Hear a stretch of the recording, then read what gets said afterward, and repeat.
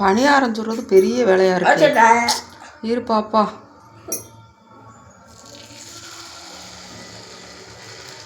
திருப்பி போகிறதுக்கு கரெக்டாக வரணும் கடவுளே.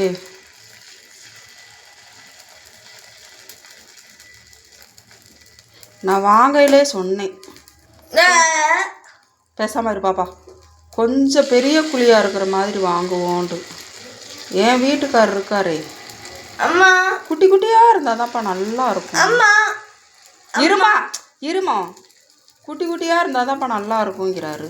இதை பொறுமையாக திருப்பி போட்டு எடுக்குங்களே நம்மளுக்கு இங்கே